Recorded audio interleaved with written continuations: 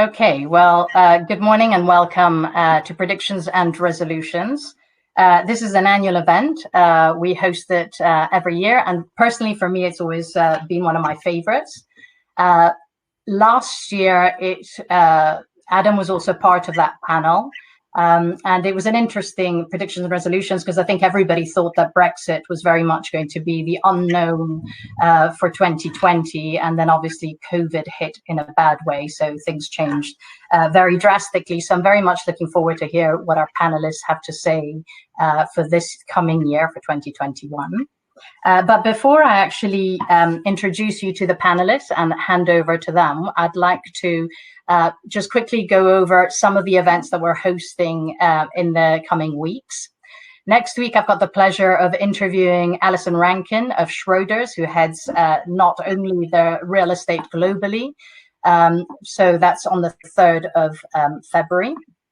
And then on the 25th of February, there's an event organized by the communities, and it's all about repositioning for growth. And if you're interested in attending other CoreNet events, then all the events are listed on our CoreNet Chapter UK LinkedIn page. So feel free to follow it, and then you will get all the invites. But meanwhile, I wanted to introduce to you our panelists. You can see them at the bottom of the screen. The first one's going to be David Rea. David is the Chief Economist EMEA at JLL, where he is responsible for microeconomics, analysis, and forecasting. He has been at JLL for 18 months. And prior to joining JLL, he worked at Jaguar Land Rover for 6 years as Chief Economist and latterly head of Brexit too. At Jaguar Land Rover, David advised the board on macroeconomics, international trade, and also corporate strategy. David has worked for Capital Economics as their Japan specialist at the Bank of Sierra Leone in West Africa, and also for the Bank of Scotland, Royal Bank of Scotland. David completed his bachelor's and master's at Warwick University, and today he joins us from Wales, where he lives. After David, we're going to have Adam Hoy. Adam heads worldwide real estate and facilities at GSK, and he's been based here in the UK for 2 years. I know he has had other stints in the UK, but this last stint being here in the UK for 2 years. I'm fortunate enough to sit on the board with Adam. Adam sits on the board alongside me, and where he leads the very, very popular Occupier Insight group. So again, those events are posted on our website, so feel free to look at that. Prior to GSK, Adam was based in Ohio and was Nestlé's global facilities and management lead. Adam also spent 6 years with Unilever in various positions, including being the company's global head of facility management and workplace projects. And prior to that, he was at Pfizer for 11 years in a variety of positions across the real estate, facilities, and procurement spaces, including assignments in St. Louis, Ann Arbor, Connecticut, New York, and a brief stint in South Korea. Then we have Mark Tyson. Mark is head of property operations at Legal and General Investment Management. He is responsible for all property and facility management operations across 850 properties in the UK. And following an 18-month transformation program to implement a new occupier-focused operating model. Previously, he had held leadership roles at Mighty and Capita Real Estate with a focus on property management, facility management, and sustainability. Mark has got 3 kids under the age of 5. Hopefully, they'll make an appearance at some stage at the event today. If not in person, we'll hear little voices in the background. So he's a busy man at home. And then Paul Sayers, EMEA CRE Director of Aon. Paul has worked in the industry for over 20 years, working on both the occupier and supplier side. Paul has been at Aon since 2011 in various senior positions within EMEA region, doing a lot of work, mergers and acquisitions and divestment space, in addition to a number of restructuring programs and agile rollouts. His current position is CRE Director for Strategy and Transactions across EMEA. Paul's a firm advocate of virtual working and how it can be harnessed to great effect, and believe he will touch on this topic this morning. He has been known to run a marathon or two and loves his tennis, which right now, due to COVID lockdown, has left a big gaping hole in his life. And he's also known to dabble in the kitchen, having been a chef in his former life. Now, before I hand over to David, I just wanted to say that we've got about 200, I believe, I've been told this morning, 299 people who've signed up to this event. Hopefully you can all hear well, and I'll kick off with David. Oh, sorry. We couldn't do this without our sponsors. Sorry, that was a bit clumsy. So we've got IWG, IBM, Savills, TOG, TP Bennett, to thank very, very much, not only last year's help and contribution towards CoreNet, but also this coming year. So incredibly grateful to all our sponsors. Thank you so much. Right, good morning, everybody. As Christina said, my name is David Ray, and I have the privilege of hosting the panel this morning. And the way that we're going to run it is each of the panelists will run through their prepared remarks, after which we will all turn back on our cameras and sound, and then we will do open panel Q&A sessions. So whilst everyone is speaking, I encourage you to enter your questions in the chat box, which you should find on your right-hand side, and we will look forward to addressing as many of those as we can in what time we have left after the prepared remarks. Now into mine. Now, from an economic perspective, the outlook for the year ahead is unprecedented in that it's heavily dependent on the course of the pandemic. The public health and economic outcomes for all countries are intertwined and inseparable. The global nature of the pandemic has left virtually no corner of the global economy unscathed. It's left few people personally unaffected and left many governments involved in private sector activity in a manner previously inconceivable in Western democracies. Now, as we see a glimmer of light at the end of the tunnel, I view there being three themes for the year ahead. The first is reopening, the lifting of restrictions and reopening of economies, sectors and businesses. Second is legacy. The restrictions imposed to suppress the pandemic will leave an economic legacy, much, but not all of it, negative. And third is variation in the speed of the recovery and in the opportunities that are available as it takes hold. If we look back on 2020 in terms of economic performance, it was the worst year in decades, if not centuries, for many countries. But the extensive fiscal and monetary support measures put in place limited the negative consequences of this deep recession, meaning the headline economic figures tell us actually very little about underlying economic conditions. Forecasts for 2021 are of little more use, but we can take two things from the forecast shown in the chart on the left-hand side. First, as shown by the grey bars, these indicate the range of responses from professional forecasters. These are 2 to 3 times wider, or the range of forecasts is 2 to 3 times wider than in a normal year, indicating that there remains a great deal of uncertainty about economic prospects in the year ahead. The second is the median forecast for the year, shown by the red line above the x-axis. Few countries will achieve their pre-pandemic activity levels by the end of this year, and those that did the worst in 2020 will take the longest to recover. But there is hope. The chart on the right shows households' assessment of the pandemic situation, specifically whether it's getting better. Almost solidly, from April through October, the answer across Europe was no. But when news of the successful vaccines broke, hopes rocketed. Now, they've fallen subsequently with Christmas and New Year lockdowns, but the rapid improvement in perceptions that happened when the vaccine news broke indicates to me that confidence and activity could rebound very rapidly when mass vaccinations are achieved and restrictions begin to be lifted. So when will this be? Well, this brings us to my view of the phases we'll go through over the next year or two. Unusually, from an economic perspective, the short-term outlook is much more uncertain than the long-term outlook. And I would characterize this first phase as unpredictable. We cannot guess whether there will be further outbreaks, whether mutations of the virus will emerge, and whether more mutations will emerge, nor whether governments will continue their cycle of lockdown and reopening. In short, we have no reliable basis for predicting the future over the next couple of months.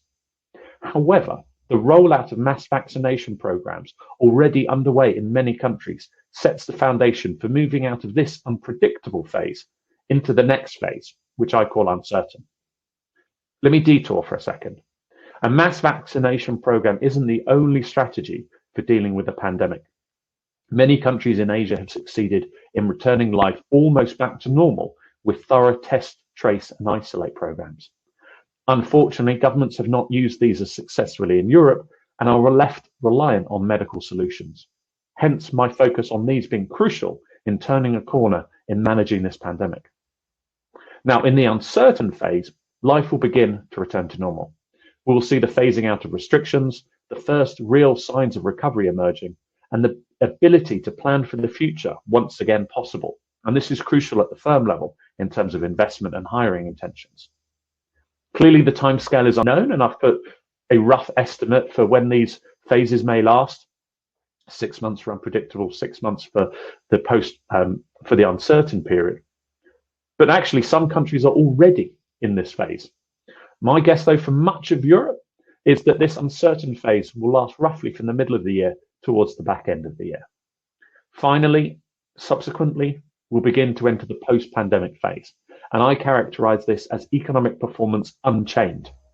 No longer held back by the shackles of pandemic-related restrictions, firms, households, and the economy at large will emerge into the new normal, and growth will accelerate. The outlook will brighten and confidence will rebound. It will still be challenging, of course. Indeed, the pandemic will leave a legacy which will drag on the recovery. Late last year, as Europe was in its second lockdown, it looked as though the effect of each wave of pandemic and lockdown was dampening. Much adaptation had already occurred, with individuals adapting to working from home, businesses adapting to social distancing in the workplace. Policy support that had been put in place had been extended, and lockdowns looked like they were getting less restrictive. But more recent restrictions, outbreaks in Europe have turned this on its head. It's renewed the view that each new wave of lockdown is unpredictable in its severity, its duration.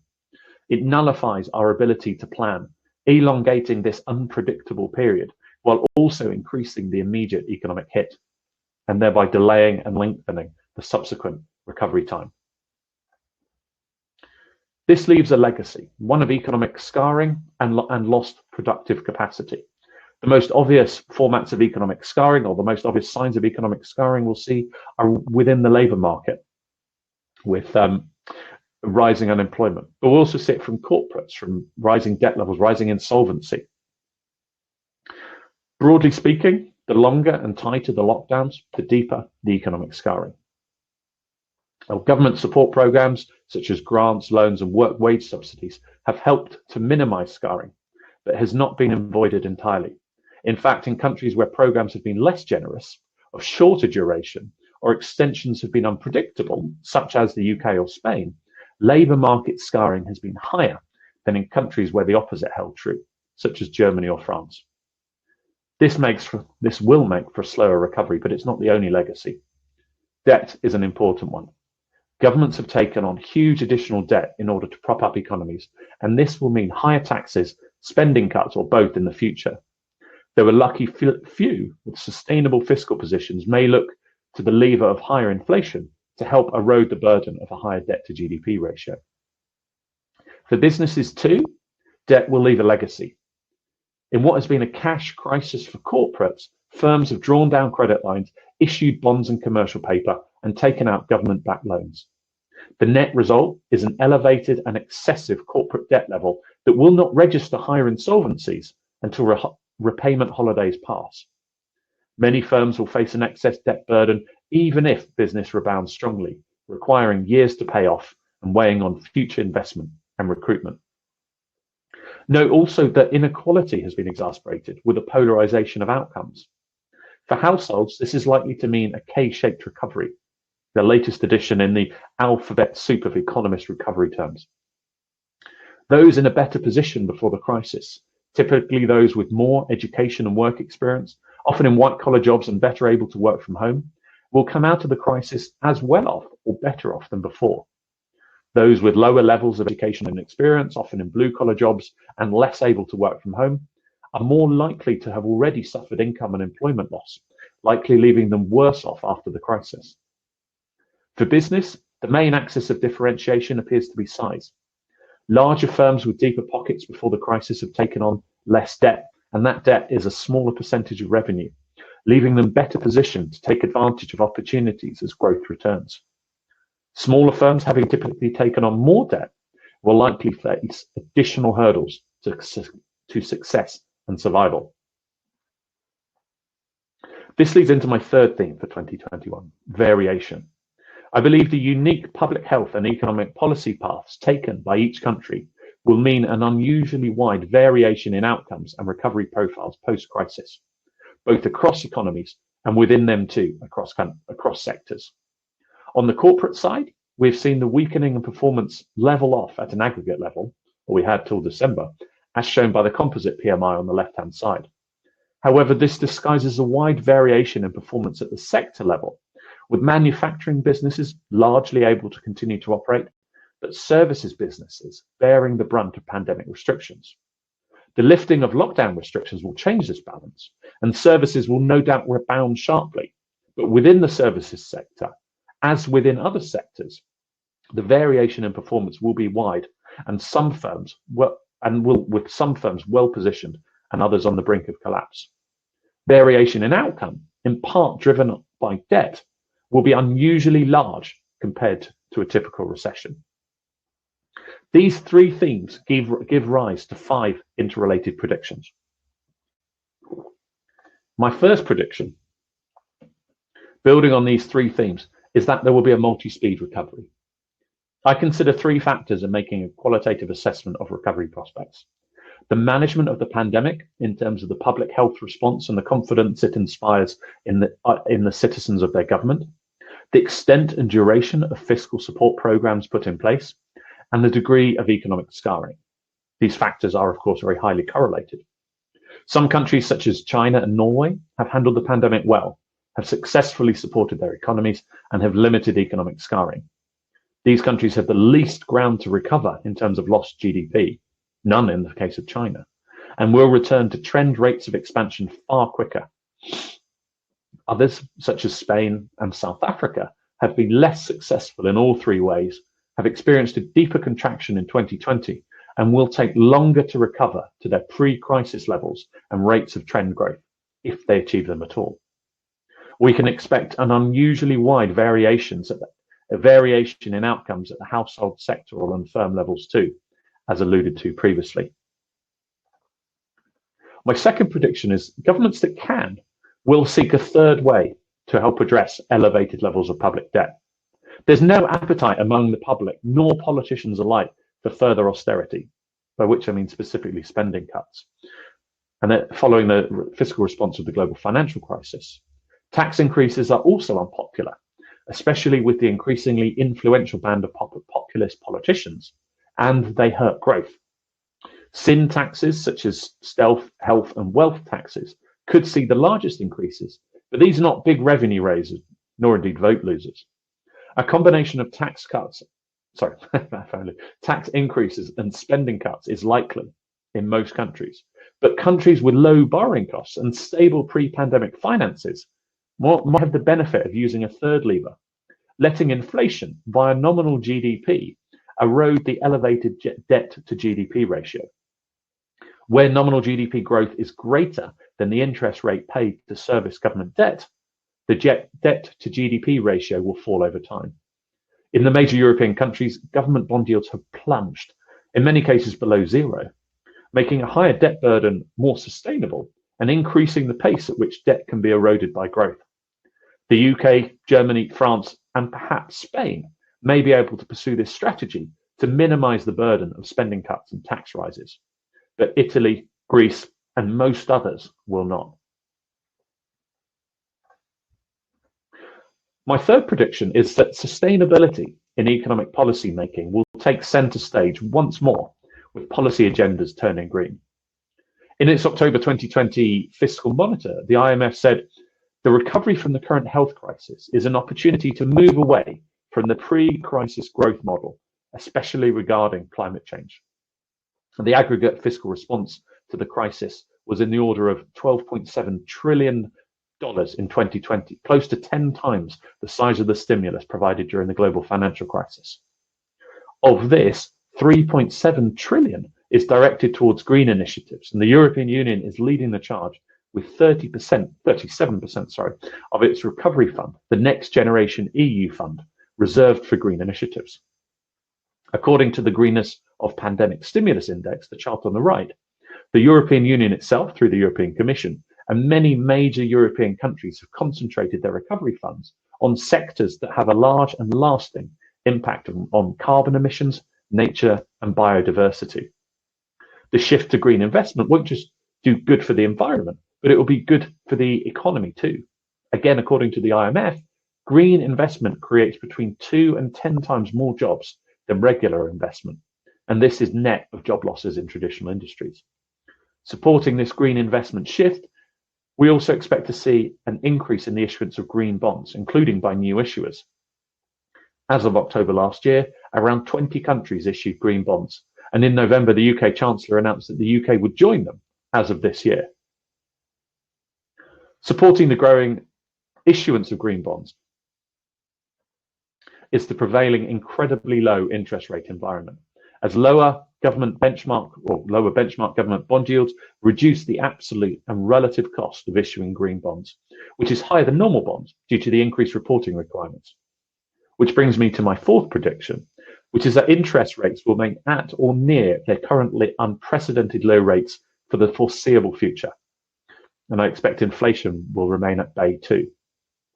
Despite a higher government appetite for inflation, as I said before, stemming from its desire to boost nominal GDP growth above bond yields in order to erode the debt to GDP ratio, high rates of inflation are unlikely to return.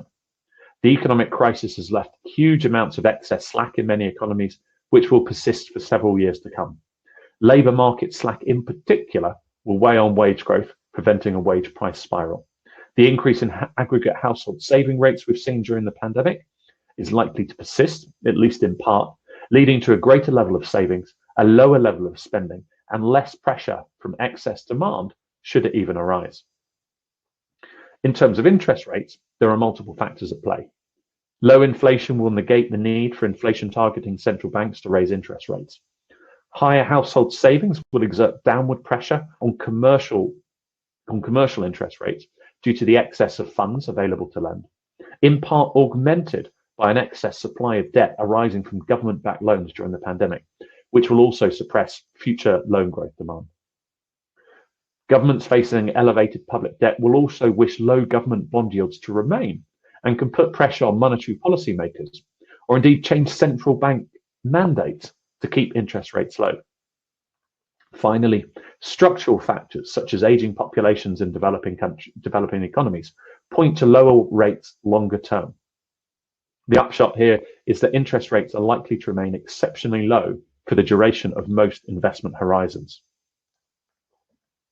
Our fifth and final economic prediction is that behavioural changes that occurred during the pandemic will stick.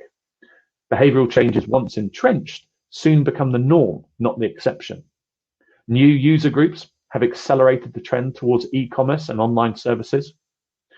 The online share of retail sales, for example, has shot up. Whilst we expect it will dip from its lockdown-driven highs, it will not unwind. Millions have also experienced home working and flexible working, partial adoption of which will become the new normal rather than the exception. Consumers are revisiting their housing preferences, such as a desire for private outdoor space or a room for home working. And changes are beginning to manifest into spending patterns, and this will accelerate as economies reopen. These changes to working and living patterns will also alter commuting and work location patterns, with flexibility and variety becoming the new normal.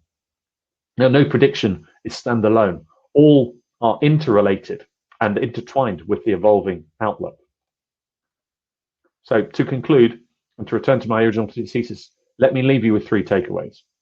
First, with the rollout of the mass vaccination programs in Europe, I expect the outlook will improve as the year goes on. Second, the crisis will leave a legacy which will remain with us for some time.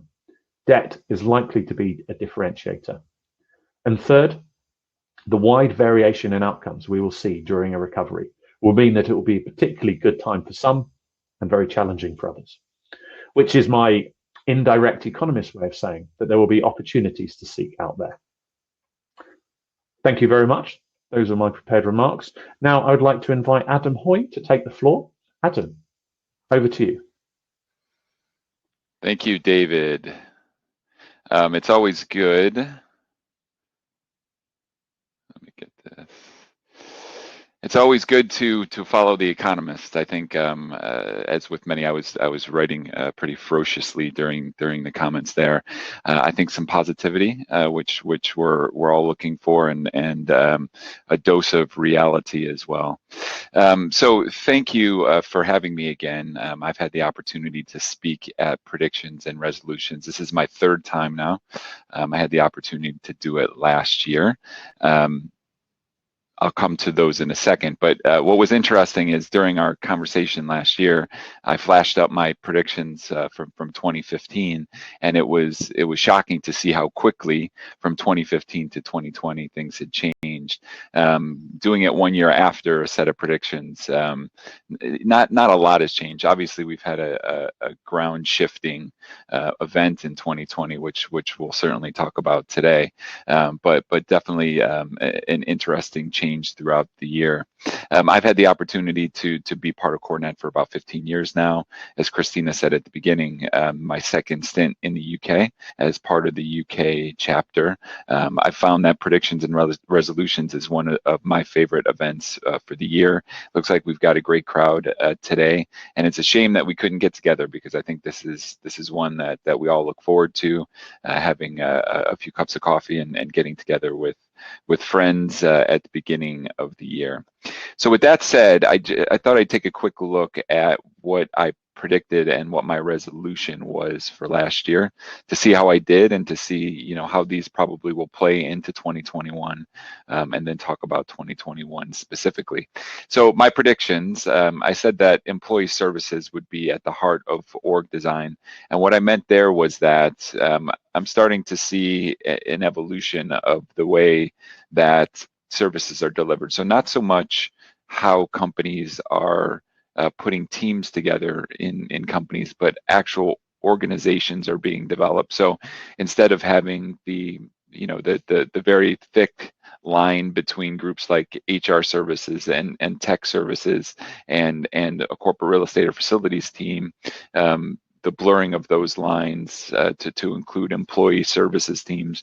So the prediction really was that we would start to see that line being erased more and groups being put together to put the employee at the center and then figure out what needs to happen to service that employee. So we're starting to see that in action.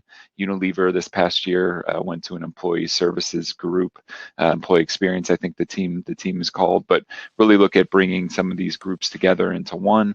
And I think we're going to continue to see that. I think, members of CoreNet have been talking about bringing tech, HR, and corporate real estate together for years, but actually bringing them together into one team within companies, I think, is the next evolution of that. So I think we'll continue to see that. Outsource contracts with broader service provisions. I talked a little bit about some financial services companies taking on traditional corporate real estate and FM services. I think we'll continue to see that. I don't think it went probably as quickly in 2020, obviously with the curveball that we all got with COVID, but I think this will continue, kind of bolted on to my first prediction. As we continue to evolve our service organizations, I think service contracts and outsource models will continue to evolve with those designs and with the way that corporations are putting together the service provision. And then flex office, not, I think, a tremendously bold prediction, but the thought was that the flex office would play a more prominent role within the portfolio mix for big companies. And certainly we saw that pre-2020. We're starting to see it more in 2020. And as we move forward and we start to talk about post-COVID portfolios, I think the flex office and the flexibility the concept really introduces for a lot of us, I think that will be even more prominent as we start to talk about the future of our portfolios. And then my resolution was to really focus on top line impact. And again, I think this is something that the CoreNet global teams, chapters, etc., have really focused on for a number of years. How do we highlight the impact that we all have on our top line? For many of us, we're not part of the core business of our companies. We're an enabler to the success of the company. But how do we focus more on, instead of talking about costs, which we do a lot of, how do we focus more on the top line to ensure what we're doing day to day has a direct impact on the top line? I've been lucky to come to a situation at GSK where there's a fantastic team that I think has looked at this in this way for a long time, looking at different ways to affect our portfolio, our service provision, so that you could see the direct impact on top line growth and really the evolution of our portfolio and the direct tie it has to our top line, and we can talk a little bit more about that as we get into 21. But something I think we're all trying to do, and certainly a focus of mine. So how did I do? Okay, I think I did better in 2020 than I did in 2015, which was the last time I did it. Obviously, as I said, and we'll continue to talk throughout the session today, the curveball we got with COVID, I think we all had to adapt pretty quickly to a new agenda, and that may have slowed some of the traditional things we were working on, but that's kind of what life's like in this industry. We adapt to what comes at us and make the most out of it, and I think we all did that in 2020. So looking at 2021, so where's the focus today in companies like GSK and others?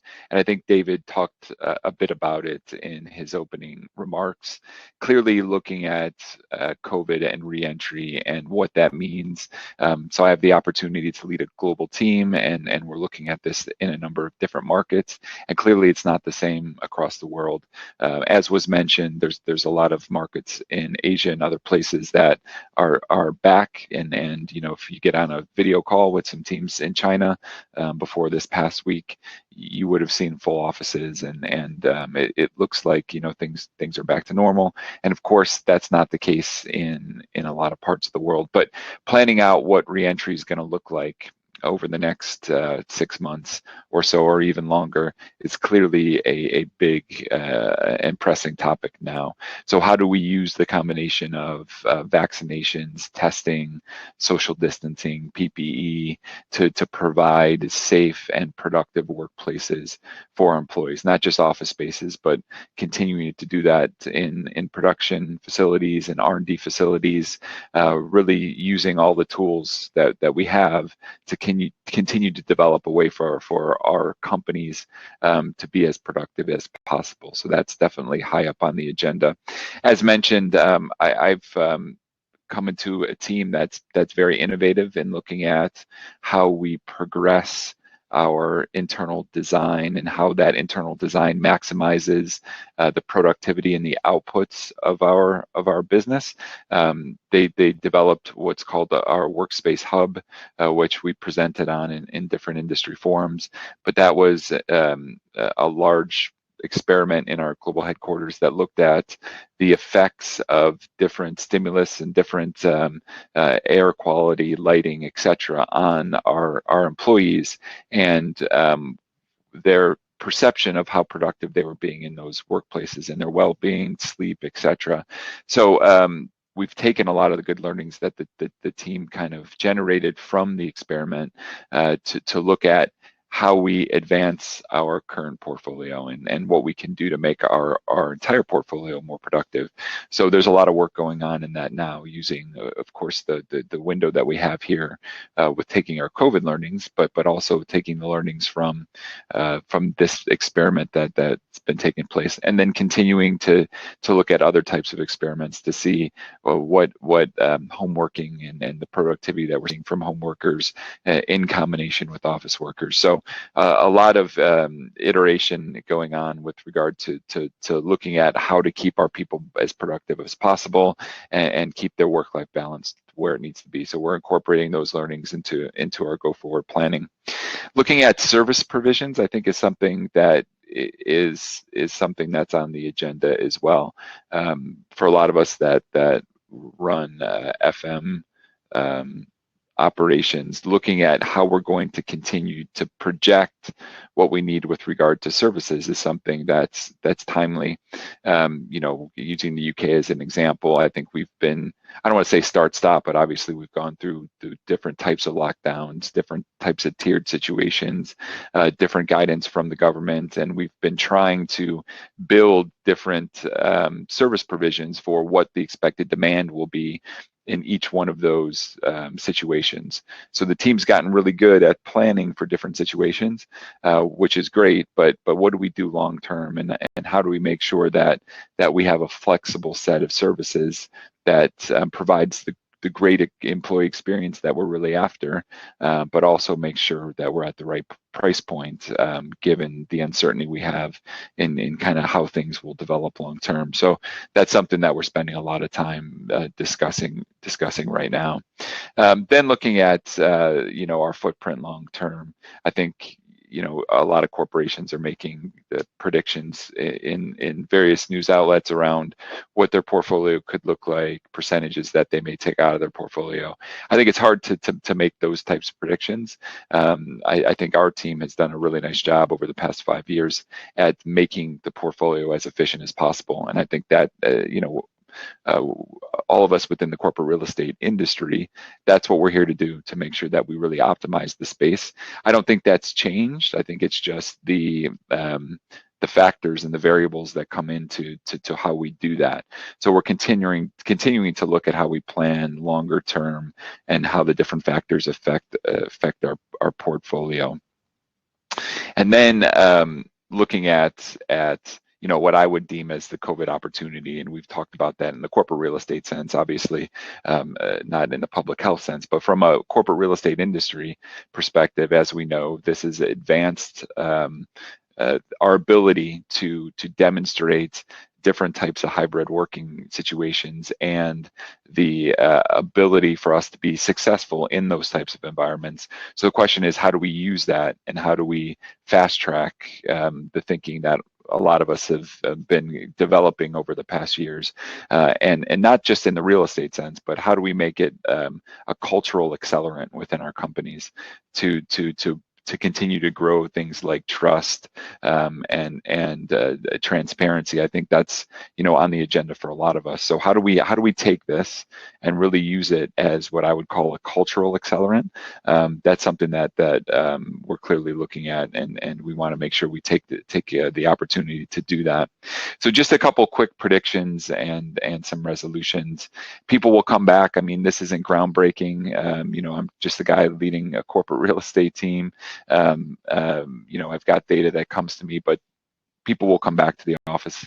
I think you know, the data that we've all seen over the past few months, 9 months or so, in terms of surveys and what our employees want, I think it's ebbed and flowed in terms of, you know, at the beginning of the pandemic, I think people had a brighter outlook. I think as we got into the summer and fall, and it dragged on a bit, we saw that in survey results.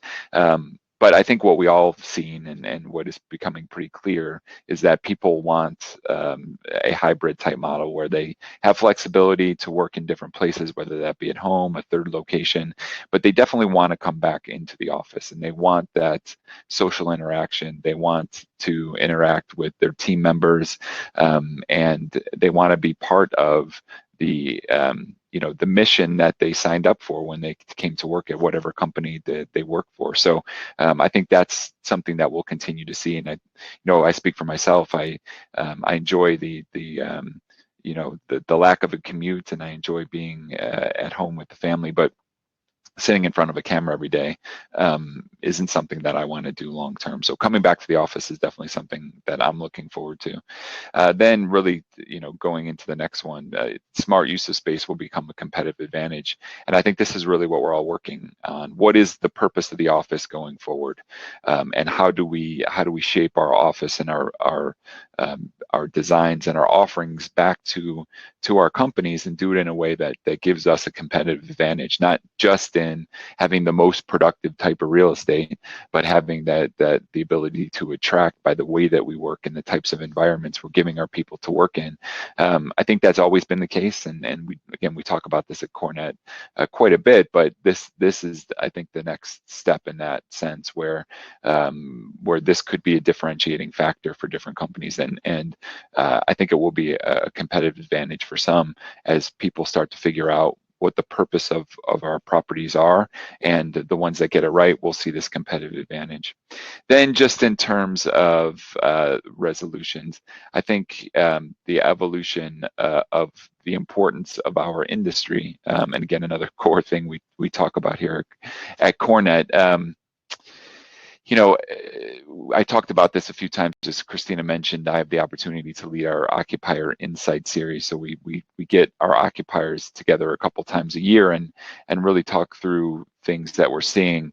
I think within the COVID period, a lot of us have been interacting a lot more frequently with different types of executives, and I think it's really opened the eyes of those executives around the importance of what we do every day, and it's given us the opportunity to really elevate that importance within our companies and to take that forward, the importance of the industry, which I think is something that we've all known, the importance of the corporate real estate facilities management industry, but COVID has definitely given us the opportunity to do that. So my resolution is to continue to help build that and continue to participate with groups like CoreNet to help continue with that evolution, to make sure we have the right talent in the industry, so that when we have the opportunity to step up and add this type of value to our companies, we're prepared to do that. So that's a resolution for 21. And then the second is really more of a basic one. It's about building resilient teams. For those that have the opportunity to lead teams, I think this has been a unique year, given that we haven't had the opportunity to really come together as most of us would like with our teams. So it's provided a new challenge in terms of ensuring that the health and well-being of our teams is where it needs to be.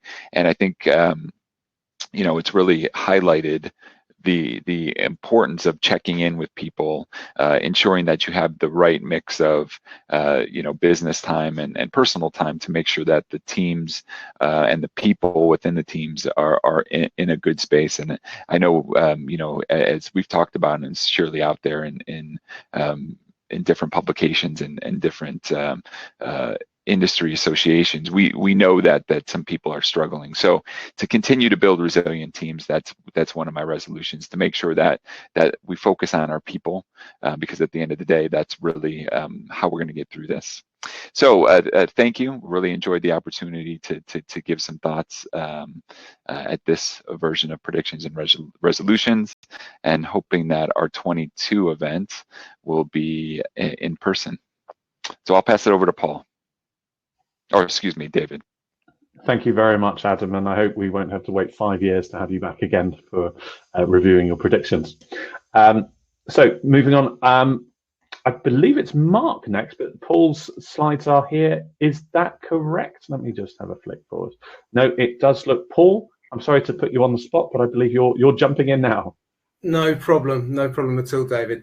So good morning, everyone. So Paul Crayford, hi. Working at Aon, as Christina mentioned earlier. So maybe just initially a bit of context, but before I do that, actually, just a quick thank you to Christina and CoreNet for giving me the novel experience of ironing a shirt for the first time in 9 months. So thanks for that. A nice change to the routine. Much appreciated.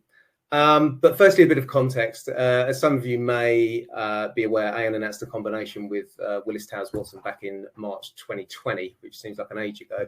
And this deal is still to close and currently sits with many regulatory bodies for approval. So my comments this morning will be general and not Aon specific due to these current sensitivities that I'm sure you can appreciate.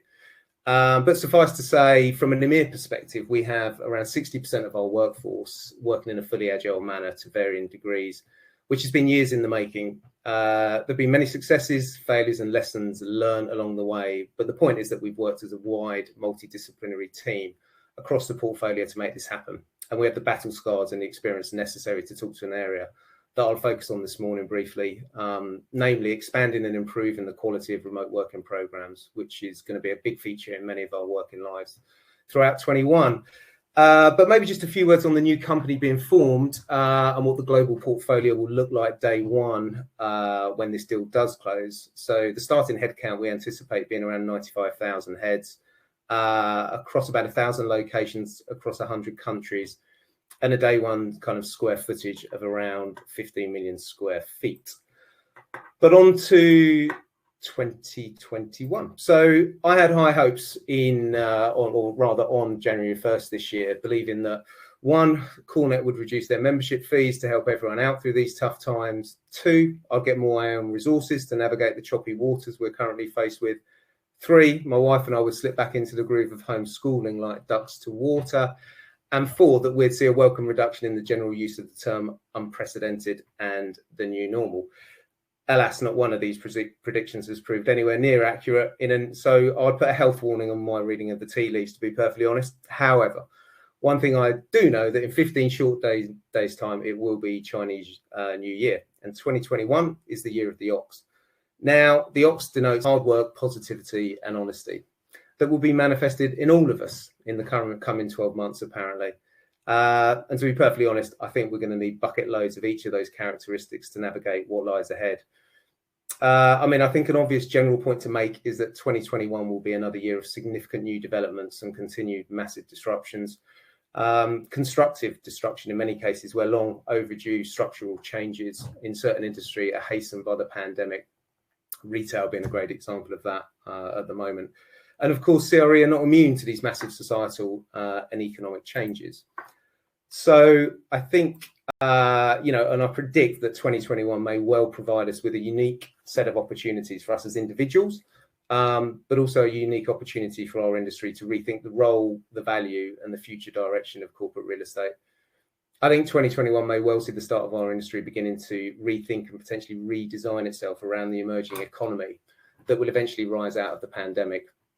And this is obviously a huge endeavour, and it will not happen overnight. But the next 12 months will continue to see an acceleration of new demands from our clients, our colleagues, and our peers.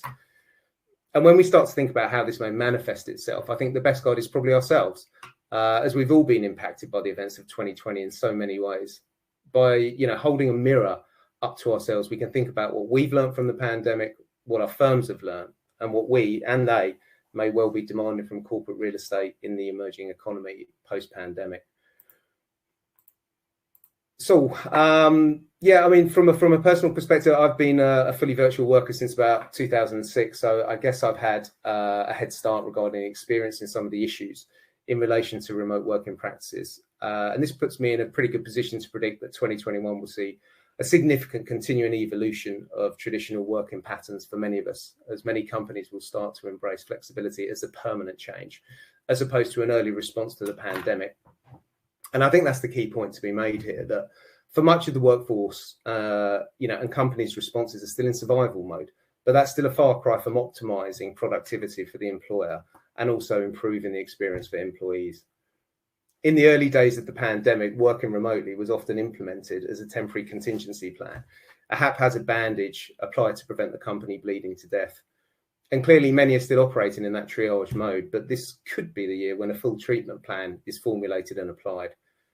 I think, in short, workplace transformation does not necessarily equate to organisational development, i.e. there's a world of difference between allowing remote working en masse versus adopting it as part of a company's core DNA. I also think one of the biggest shifts we could witness in this space is that companies will start to offer adaptable remote working options based on an individual needs basis. For example, it is obvious that 5 co-team members with the same notional job profiles may well require 5 wholly different work patterns to accommodate their personal and professional requirements, whilst at the same time optimizing their personal productivity. How companies wrestle with this type of issue could well be the difference, I believe, between success and failure as virtual workforces become ubiquitous. So, how will these changes manifest themselves in 2021 and beyond? Well, I love the idea of being productive in a similar setup to this woman in this photo. But to be perfectly frank, I cannot see that happening for many millions of us. but each to their own, and maybe some of you will strike lucky. I hope you do. It goes without saying that technology will continue to shape and accelerate new hybrid working models, but more on that maybe in a minute. I think some of the key items to look out for in 2021 with wide applicability would include: 1, highly matrixed workforces begin to dominate and become the norm. I think 2, a more widespread adoption of output-based performance management systems. 3, most enterprise companies start designing new holistic policies and processes to underpin their remote working programs. And whilst 2020 saw a big rise in Director of Diversity roles, I predict that 2021 will see a big increase in relatively recent new job titles such as Director of Remote Working or similar. I mean, to me, these roles will inevitably become the norm in order to knit the key elements together and also to recognise the importance of their remote working programs to the company at board level. There is also a staff attraction element to such an appointment too. I particularly like this quote from an ex-head of remote. The smartest and most progressive companies transitioning to remote will hire an executive to lead their journey in the next 1 to 2 years. The hire will be a litmus test to job seekers who expect remote work to be supported, not merely allowed. And finally, number 5, I think a significant increase in data and digital literacy amongst our employees, which I think is highly relevant for our CRE professionals. I can see this becoming a sought-after skill set across the industry. I think it would be a vital skill to make sense of the volumes of data we're going to be processing from our portfolio, our clients, and our key partners in technology, human resources, etc.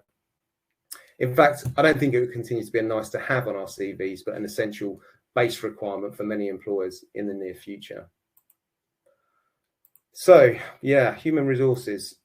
So I also predict that 2021 will also be the year where many more human resources departments will come to the CRE party.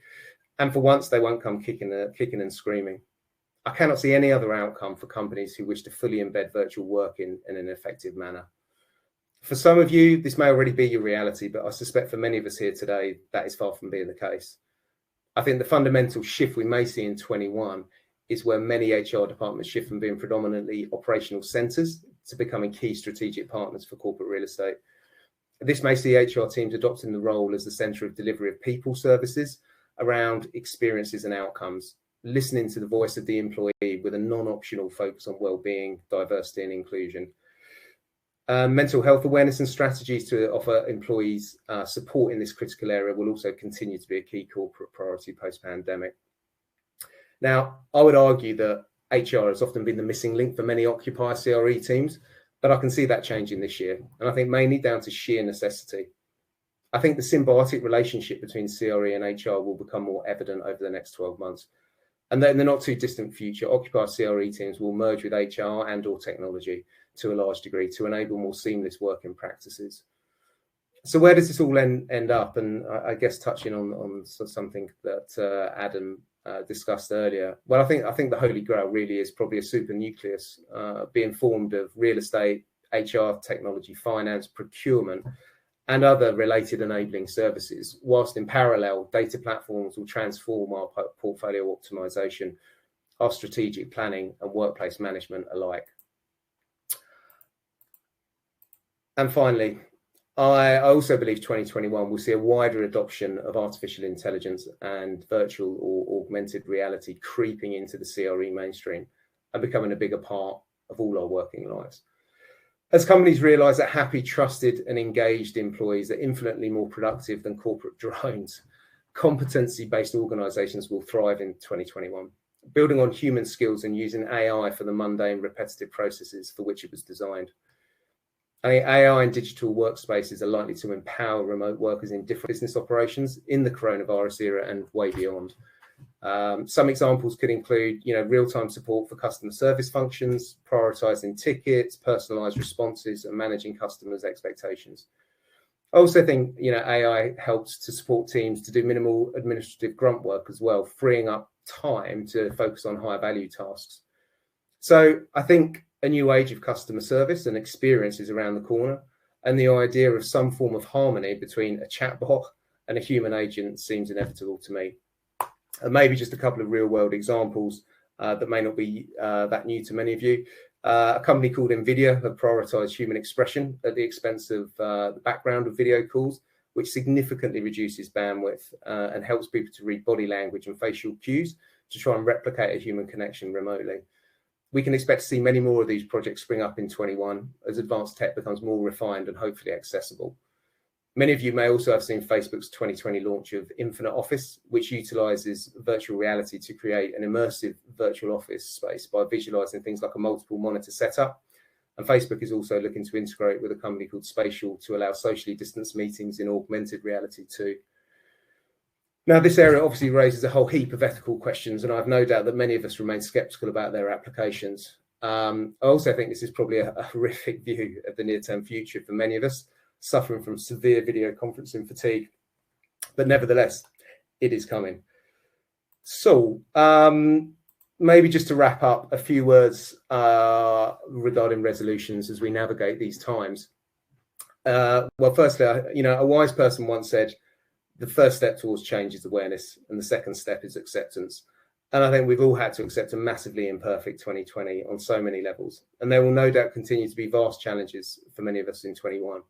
However, I think there are also huge opportunities for our industry as we move forward, and we need to be open to this next wave of change heading our way. So a key resolution for me personally this year is to be in full listening mode to my clients, as they are often looking for swift, simple solutions to inherently complex challenges. If I had £1 for every time I've been asked by a client for the last 10 months, how should we work in the future? Or, what's the corporate direction on corporate real estate and workplace when we start cycling staff back to the office? Well, I'd be in semi-retirement if that was the case. We are in the people business, and frankly, no one knows how our key asset, our personnel, will respond to a return to their workplaces across various countries, various cultures, etc. So I think another smart resolution to make, particularly for those of us who have multi-country responsibilities, will be to remain sensitive to the different rates of economic recovery, vaccination rollout programs, etc., as 2021 unfolds. I've already been struck this year as to how many of my clients have expressed their doubts regarding any significant return to their various workplaces this year. They're clearly already peering into 2022. And finally, for those of us doing dry January, well, we've only got 3 days to go, which has got to be good news. So I will personally be resolving to increase my alcohol intake from next week, which is one of the predictions I can truly deliver on. So thanks for your time, and hope that was useful. Back to you, David. Thank you very much, Paul. That was very, very interesting and thought-provoking. And we've had some great questions come in, which we'll try to get through when we get to the Q&A. But before we do, we have Mark. Mark doesn't have any slides, so I wonder if we could take the slides down and let Mark take up a bit more of the screen. Mark, over to you. Thanks very much, David. Good morning, everyone. So I have 3 main areas to talk about, but I thought I'd start off with a bit of a view of the market from a landlord perspective. I suspect most of the chat today is around offices, and that's where I'll spend most of my time talking. So I thought just start with a broader view. So I look after the operational side of a portfolio where you can imagine through COVID, we've had a lot of challenges around rent collection, service charge, you see in the press.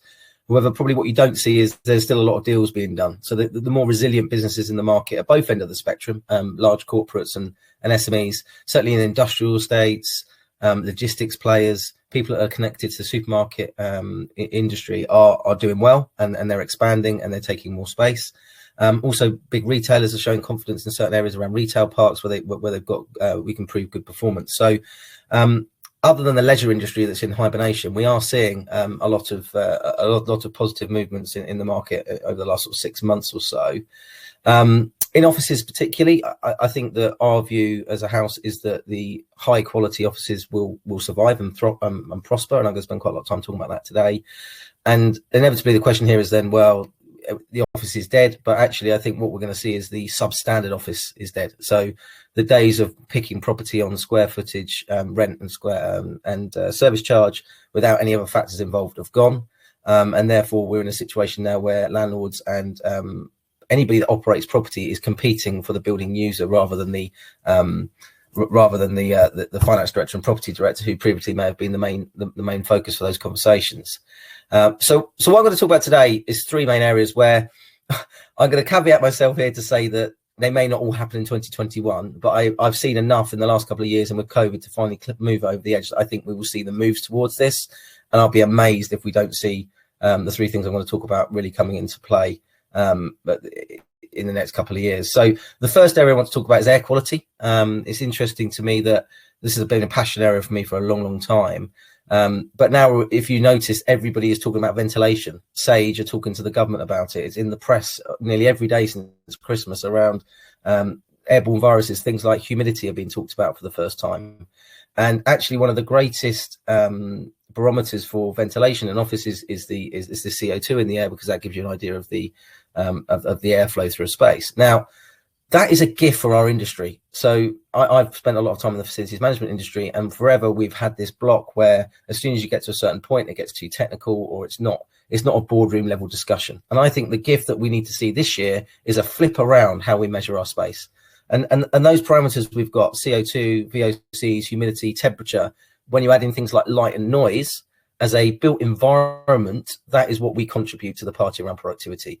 So yes, we can't change. I see one of the questions on here. We can't change how people manage people in our industry, really. I mean, we can influence it, but ultimately the HR teams and the leaders in business need to set the culture. But what we can do in the built environment is take away all those things that make people unsuccessful, or the potential to be unsuccessful. A bit of a sporting analogy, really, rather than looking at the positive productivity input, take away all the things that have a negative impact. And when you really look at the science around things like air quality in particular, not only do you see things like viruses spreading through low humidity, but actually through things like bad noise or light in certain environments, what you do is you're stopping people from sleep, which is another big driver of productivity and human health. So I think what we are going to see now is this industry embrace that, and things that previously people didn't really understand, those metrics, those 5 or 6 metrics I just talked about, not only are they going to be legislated around, I think that's unavoidable now. We've seen it in schools. Sadiq Khan in London has been very passionate around this. And then there was a recent case with a little girl, unfortunately, who they managed to prove the cause of death was related to poor air quality. So this is not going away. Post-COVID, it is not going away. So it puts a huge pressure and opportunity on an industry to be more transparent, to not wait for the legislation, but actually really embrace it and start using metrics that everybody can understand. So I think part of that will come from this HR involvement piece that everyone's talking about.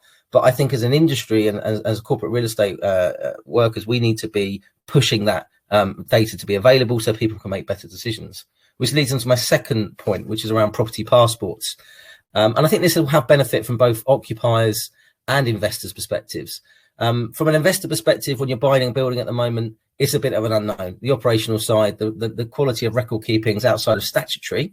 Statutory is normally okay, Legionella, things like that, but not always the case, to be fair. But when you're buying a building, I think maybe what we need to be moving into is a bit more of a custodian of property. So if you take the net zero carbon challenge, it's not going to be we wake up tomorrow morning and we've hit that objective, unless you're using a significant amount of offsets.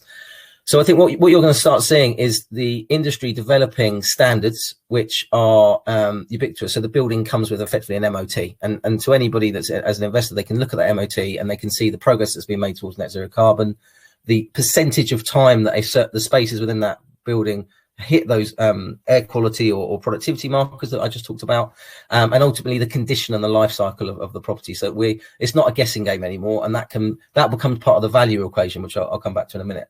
And then the flip side of that is I think we will start seeing occupiers coming with their own. I mean, you could say at the moment they have requirements, but really I think more of a DNA of how they're going to work. So based on the type of business it is, bear in mind they're buying space for a call center or for a small team to have some flexible space for a couple of years, run a project, the parameters of which they want that team to work in, which will link into the culture of what they're trying to do in that space, needs to be on the rack for the landlord or whoever owns that space to provide. And I think that is a key change for me. So actually an occupier coming and saying, I want to have this space, but I want it set up in this way, and I want you to run the conditions to this standard 99% of the time. So those become the KPIs of that environment, if you like. And that links quite nicely into the passport I just mentioned, because all of those parameters that provide a healthy and productive well-being space for people link back to how you manage that from a technical point of view. So I think we'll see that. I think that the longer term view we're going to have to take around buildings means that you can't just take a 5-year hold on a building and move on. Similarly, as we everybody can see in office spaces the lease lengths are coming down, but doesn't mean the price is necessarily coming down in these spaces, which is interesting. But I think what we will see is the landlord forcing to have to take a long-term view and then demonstrating to the market that that building outperforms another building of its equivalent in a space, in a location, to ensure that they retain that value of the property. So we don't have a concept which is a stranded asset in our world where you can't let the building because its reputation precedes it, either from a net zero carbon perspective, but actually I think more importantly in the next couple of years, and then it will never leave from an air quality and a health well-being perspective. So that leads me on to my third point I wanted to make this morning, and that is the need and the absolute criticality now for the landlord and tenant model to change. Being reasonably new into it in the last couple of years, it fascinates me. It's a very lease event-driven environment, which won't be a surprise to any of you guys in this space. But that level of poker you then play around your future plans and how the space is operated and fit outs and how you work together to get the maximize out of that space has to move to a totally new plane in the next year. And I think that's for a couple of reasons. One, we see bigger firms taking more flexible and agile space, but still wanting their own environment. So one of the things we talk about in our business is we have we've made our floor plates more accessible to SMEs. We've made them more accessible to large corporates that want a 3 to 5 year space, as I said before. But more importantly, they want their own front door and they want to be able to control the conditions within that space and demonstrate to their building users, which is the game in town now, that talent effectively is what that building users, to want of a better word, that they are providing a safe and productive space for them. So how can that be achieved where in most cases, even in a serviced office environment, the landlord is responsible for the plant and equipment, which drives those variables I talked about earlier. The only way you're going to be able to demonstrate and deliver that consistently to your talent is to demonstrate a partnership with your landlord. So I think we're going to see a move away from that traditional game of poker. And I think we're going to need to be more of an outsourcer relationship. So as a landlord, we've got to be much more comfortable to set KPIs around that space and what it's going to provide in terms of value to that organization. And that's where it links back into the HR professionals, the CEO who are trying to create the culture and the vision around how they're going to use space. Take the view that it's less or more, it doesn't really matter. Whatever space they do end up having for collaboration or for team engagement needs to be very high quality and very transparent. So ultimately, I think the passive nature of the landlord-tenant relationship will change, and you'll see landlords that are able to demonstrate they can operate to that quality winning in the market. And that's probably my biggest prediction I see for the next sort of 12 to 18 months is that shift in relationship between the landlord and the tenant. So interest of time, just to hopefully we can get to some questions, I will hand back to David. Fantastic, Mark. Thank you very much. That was very interesting. We've had some great questions in. I'd encourage you to please consider putting some more in the chat box. We'll run through a couple of those now. If I could ask the panel to all rejoin me.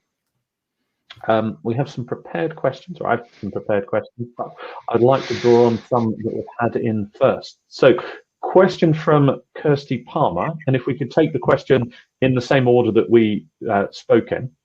Can the panel advise on how they see businesses and workplaces managing their reopenings with a partially vaccinated or unvaccinated workforce? Andy, would you be able to start us off? Sorry, Adam. Yeah, that's okay.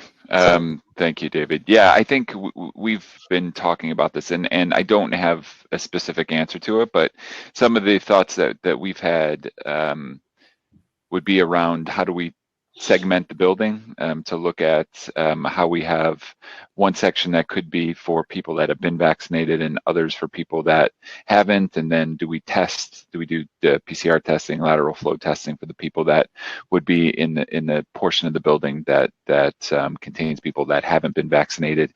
So those are some of the things that we're discussing right now, but we don't have a firm plan quite yet. Yeah, no, similarly, I don't think there's anything set in stone on our side. I think there's an abundance of caution, I would say, and there's certainly in my world, there's no huge rush. I think, as I say, the levels of caution and the nature of our business is risk anyway, so we're pretty risk averse, I would suggest. So again, I don't have a kind of specific answer in terms of a clear roadmap of how that's going to happen at this stage. Yeah, it's a bit of a difficult one where we're the property owner, where we're dealing with multi-let environments. I mean, just talking about the COVID period in the last sort of 10 months or whatever it's been, or nearly 12, I suppose. We've had this continuous different occupiers doing different things in the space, which obviously impacts the common areas. So we've had to try and not become a policeman, because that's not really what we're supposed to do, but almost share the best practice, bring people together collectively to try and get what's right for the building. And I don't see any difference with this. I mean, we have to take the government advice. We have to look at what the best practice is, as was released in the summer when we had aided people going back to work in the first place. And we have to listen to our occupiers in terms of how they want to run that return to work. So a bit of a non-committal answer, but that's really where we sit in the sandwich. Thank you. As a follow-up to that, do you think that there is a potential minefield around workplace discrimination between those who have a vaccine and don't, and whether, no, you can't force someone to, but will someone have the requirement to declare it? Yeah, great question. Yeah. Yeah, to be honest, those are things that we're starting to ask ourselves now. I think the key is working with the right medical people within our companies to make those determinations, and then hoping for some government guidance. I would say. I mean, the government guidance has been, I would say, hit or miss during the period, in terms of a lot of it has been guidelines, and then we've kind of had to go off and figure out what it means for us underneath the broad umbrella that the government's given us. But I think from a specifics around, I think it's an interesting question, and something that we're definitely going to have to look at more closely. Just David, if I may, there was a question from Michael Owen as well, just in terms of, as you touched on, almost like, first and second class citizen model in some of these aspects to do with the pandemic. And the question was about, do you expect future investment across geographies? Do you think that's going to be dependent on recovery rates? Which I think is a great question, actually, in terms of, is that there's going to be this sense of harmonized investment put across the piece? But I think, for me, I think there's an inevitable aspect to this, that, if there's inward to the portfolio capex spend to be made, I think it will be largely dependent on, which you've got to have a certain amount of confidence to make that capex spend. And I think as the multi-speed systems come out across the geography, that is going to have an impact on where we spend money, because I think in the really early stages of recovery, we're still in listening mode, and we're not going to be rushing to invest capex. And that's partly due to our particular situation regarding the Willis Towers Watson combination. But I think if there's an option to delay that investment, then I think that's probably the route that we're going down. As another follow-up to that, before I draw one from the chat box, do you think it's too early, or when do you think might be the appropriate time to make major portfolio decisions, if you're going to make those as either an investor or an occupier? Please feel anyone to come in. Well, as I say, I mean, mine's pretty simple. I'll give the floor to the other guys, but yeah, I mean, as late as possible from our perspective. I think as well, it's an obvious thing to say, but in terms of the environment, the recovery environment, many of these countries are going to be in, and certainly some of our clients are going to be in, spending vast amounts of capex is probably not going to be a great, I don't think it's going to be flavour of the month for a certain amount of time. And I think it will be very considered capex spend.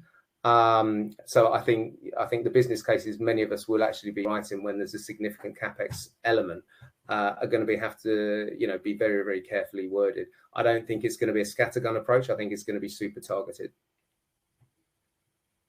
Yeah, I mean, from my perspective, from an investment point of view, I think the fundamentals don't change. I mean, what's quite nice about working in a pension fund environment is you can take a longer term view around cities that are part of a broader boom. I mean, for us particularly, we've got things like build to rent, which we're rolling out at pace, which seems to have caught the imagination. And we're still looking at buying out offices where we believe we can add value. So I don't think we've stopped that. I think it's interesting. One of the things that's just picked up, just seen in the comment there from Jason around valuation. One of the hardest things for the pension fund industry is to move away from long-term leases being the bedrock of the valuation. And actually, what I think we will see, and sort of, I meant to say this in my remarks really, was you will see the value as being forced to take in the reputation of a building, which is actually quite intangible. It's going to be a difficult thing to do, but I think in a couple of years' time, buildings will have reputations for how they deliver conditions, and landlords will have those reputations as well, which will create a knock-on effect of people wanting to be in that space. So you could have a situation where people are waiting for space to come up in a building because it operates really well, which I think is really exciting. And at that point, then the valuation becomes more about the premium you're able to attract versus your peer in terms of that in that local area, all else being equal. Before somebody jumps on me on that one, because I know there is different variables, but I think that's the game changer. And I think the other side of that valuation point is that, as is with anything to do with ESG, it's not necessarily about the value enhancement, it's about the degradation. So what I said about that stranded asset, if, as I predict, the air quality, health and wellbeing agenda being so fundamentally important in the next few years' time, if you can't demonstrate that, you will just be downgraded straight away from a valuation point of view, which drives the investment cycle and the capex cycle around the pension funds. So I think that what will help that, just to finish that bit off, David, is having clear standards. So there are certain things in the market now where you can have an independent verification around the quality around things like air quality. And similarly, things like we could do with a British standard around that building passport thing that I'm talking about, which makes it a level playing field for people to value and evaluate how those buildings are performing. So long as we stay away from the debate about what colour those building passports are, I'm sure we'll be fine. Adam, the next question could I put to you first? So this is a question we've had in from Gary Noy, and I'll read it out directly rather than me trying to summarise it. Making workplaces more effective is clearly a driver for most businesses. Changing the layouts is relatively easy. The challenge is having aligned management support through appropriate policies and managing individuals' behaviours. Can the panel comment on whether companies are more willing to change policies and cultures? It's an interesting question. Yeah, I mean, does policy change culture? I guess I would. Maybe if I look at the question a different way, is management willing to change the culture? I think the answer to that is yes. I mean, you know, you get into a debate if you talk about policies changing cultures. If we're talking about things like, you know, flex working policies, the ability for people to work more flexibly, I think that could be the beginning of it, which would then have the knock-on effect of changing culture. I think it's dependent upon the company, and it's good to hear from Gary. You know, in the pharmaceutical industry, you're dealing with companies that have worked in a certain way for a long time. I think, you know, if you have a more progressive industry, that newer companies, newer industries, I think there's a difference between the two. So I think we're going to get to a point where hopefully we don't need policies to enable people to work flexibly. It's just going to become commonplace. We're at the beginning of that for some of the more traditional companies, but longer term, I think that's where we get to. So in that sense, I think it's important for management to buy into making flexibility a cultural enabler. So I think management's going to have a big role in it. But I guess I would be, you know, I'm kind of torn in terms of how you do that through policy and through just, you know, management practices and ways of working, and adopting ways of working that are going to help you attract and retain talent. So hopefully we get to a point where we don't need policies to help us do that. Yeah. I mean, yeah, maybe if I could just come in on that one. I think it's a great question from Gary. Exactly. I mean, I think changing layouts, etc. That's absolutely the far simpler element of this challenge. I think, and Adam, I like what you say. I think I could absolutely foresee a day where we're not reliant on this framework of policies.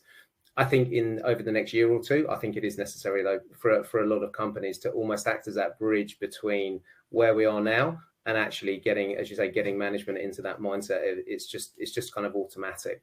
And I think that also includes a lot of management training. It's really easy for us to say, oh yeah, you know, management just needs to be aligned and it just needs to happen. But leadership need a hell of a lot of training, a hell of a lot of support from executive management to make this happen as well. You know, leading virtual teams doesn't just happen automatically. It's not an inbred and, you know, intuitive thing. I think there needs to be loads of work on the short-term policy side of things, but also I think there needs to be loads of inward training, loads of different toolkits. I haven't seen massive evidence of that, I've got to say. Any of you that have, I'd be interested to know about that. But I think that's a key area that's going to need to develop over the next 12, 18 months, etc. I think there's two interesting things for me. One is, if you look, we've always had this productivity puzzle in the UK. And one of the things that some academics have drawn out is when they look at Germany and America, is they're much better at line management than we are. And we don't treat it as a skill set to be a general manager. It's a real problem in the UK. Everyone has to be a surveyor or an accountant or a lawyer or a doctor to get that credibility. Whereas in Germany or America, if you run a plant or you run an office or you run whatever as a general manager, that's seen as a skill set. And I think what this new world is going to bring to the fore is the poor management we do have in our organizations. And we're not going to fix this productivity gap we've got with other nations unless we deal with that. And the second thing, I think, just from a personal point of view, is we don't really know how this new world's going to look until the point where there's more people back in an office than there are working at home. And I think that's where the cracks are really going to start to appear. Is, do you have this FOMO, fear of missing out thing? Does your technology work so that you feel like you're in the room? So some of the stuff we were talking about with the AI earlier on comes to the fore. But from a line management point of view, that's a nightmare. So what are you doing? Are you encouraging people to be in a space together so that they can collaborate when they're telling you that they're much happier at home because they don't have to commute? It's a complete minefield. But I do think what it means is that the UK need to be better at general management and much better at being clear about what they want for people, where those red lines are between home and work.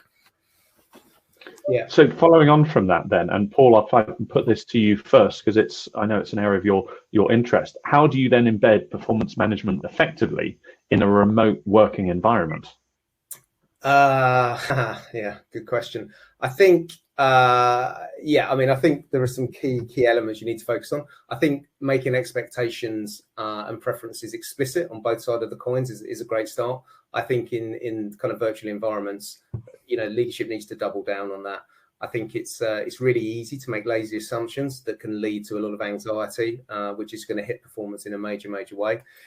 Again, an obvious point, but managing performance by results. I mean, I think there are a lot of people out there, frankly, from a leadership perspective, who are almost still monitoring people, kind of like time online, hours notionally worked. And it's one of my bugbears. I absolutely hate that kind of outlook. And I think that will hopefully slowly decline as we move forward. And I think particularly as there's the blurring of personal and professional boundaries for many people right now. It's been one of the biggest challenges, certainly in our world, in terms of a lot of the survey data that we've got back, is drawing those boundaries around your kind of personal and professional life. But done well, it can be a beautiful interplay, and done well, it can, in my view, increase productivity in a big way. So I think also as well, let kind of employees vent frustrations, what is and isn't working for them. I think it's so easy to disappear in this environment, and someone can go silent really easily. And I think, again, it's incumbent on management and leadership to double down. And to your point, Mark, I think that's what we're going to see. We're going to see a real difference between good management and great management in terms of that leadership. How do you manage this patchwork quilt of people and all these different individual requirements, across a kind of coherent performance management system?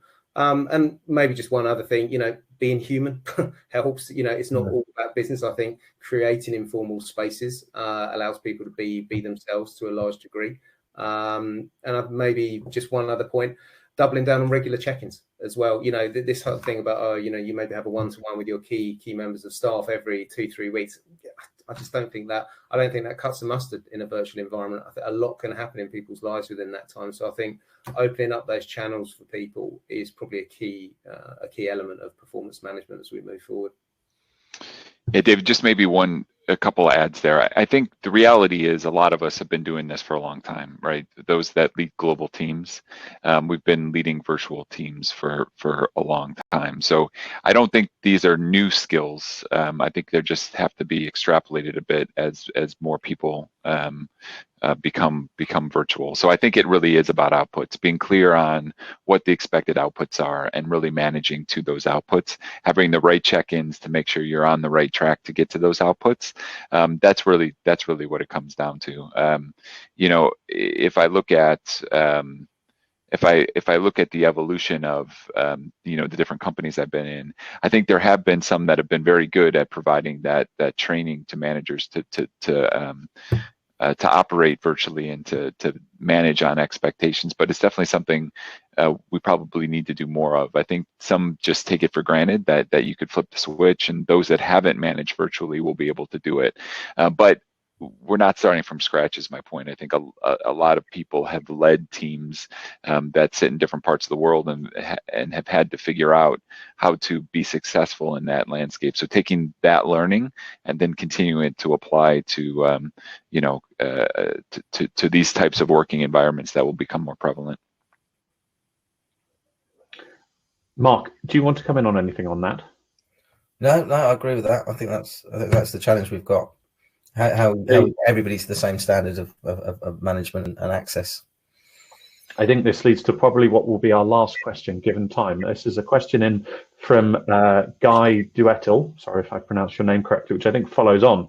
And the essence of the question is, if we are moving to a lot more remote working and on a permanent basis, does this change recruitment and hiring? Do you outsource for talent to wherever it is in the world for a London-based job or a Shanghai-based job, and you could be recruiting anywhere for that skill set? Yeah, so I'm happy to start. I would say maybe is the answer to that question. I think the easy answer is yes. You recruit where the talent is, and then take advantage of a global workforce, not only from a cost standpoint, but from a talent standpoint. But I don't think it's quite that easy. For me, I think you still need to bring teams together, and you need teams working in proximity of each other. So maybe it opens up the opportunity to have roles in different locations. So if you're a global company and you have an office in most countries across the world, or a good portion of them, could you put a person doing a regional role in a country where maybe you wouldn't have done it in the past? You would have brought them into your regional headquarters. I think those types of things we can certainly do more of. But would I want to bring in somebody in a remote part of the world, to become acclimated with the company's culture and mission and really feel part of what we're doing every day? I think that would be a challenge. So I think the answer is yes, we'll do more of that. We'll be more open to people living in different parts of the world, but I don't think it's going to become an open landscape where people can be anywhere and they could fit any role. So I think it's somewhere in the middle. Yeah, that really resonates with me, Adam, as well. I think you're right. I think it is somewhere in the middle. I think it is a maybe. Certainly, just in the interest of time, I'll keep it short. But certainly in our world at the moment, if you're notionally contracted in a certain geography, you're expected to be actually physically based there for the majority of your time. And if you think that, will it change? Will it open up? Almost certainly, I think at some stage. But I think it's incredibly early days on that side of things. But it's coming. I'm no doubt in my mind.